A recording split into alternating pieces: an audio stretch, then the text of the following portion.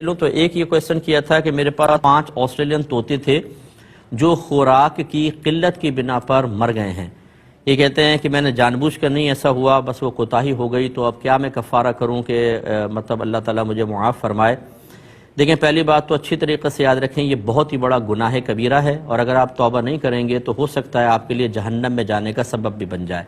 اس لیے کہ میرے آقا صلی اللہ علیہ وسلم نے واضح طور پہ فرمایا کہ پہلے زمانے میں ایک عورت تھی جس نے ایک بلی پالی اور اس کو باندھ کر رکھ دیا، نہ اسے کھانا دیتی تھی نہ اسے چھوڑتی تھی کہ وہ حشرات الارض یا چوہے وغیرہ کھا کے گزارا کر لے، حتیٰ کہ وہ بلی اسی طرح تڑپ تڑپ کر مر گئی۔ تو فرماتے ہیں میں نے اس عورت کو جہنم میں دیکھا کہ وہ بلی اس کا آگا اور پیچھا یعنی اگلا حصہ اور پچھلا حصہ نوچ رہی تھی۔ یعنی اللہ نے یہ عذاب قبر ہے، سمجھ لیجئے کہ اللہ تعالیٰ نے اور پھر جہنم میں بھی کہ اللہ نے اس بلی کو ہی اس پر مسلط کر دیا۔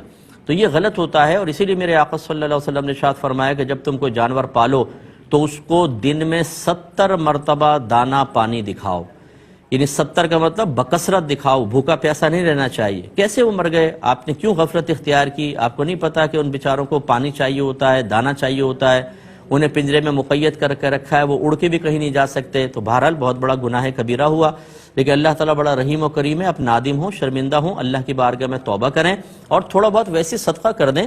شریعت نے جانور کی موت پر کوئی کفارہ یا صدقہ لازم نہیں کیا ہے کہ اتنا کرو گے تو یہ گناہ معاف ہو جائے گا، لیکن آپ اپنے طور پر تھوڑا بہت صدقہ کر دیں، اور خدا را آئندہ یا تو جانور پالے ہی نہیں، اگر اتنی ہمت نہیں ہے تو نہ پالیں۔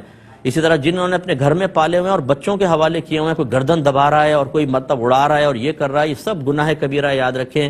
یہ سب بچہ تو گناہ گار نہیں ہوگا، بڑے گناہ گار ہوں گے۔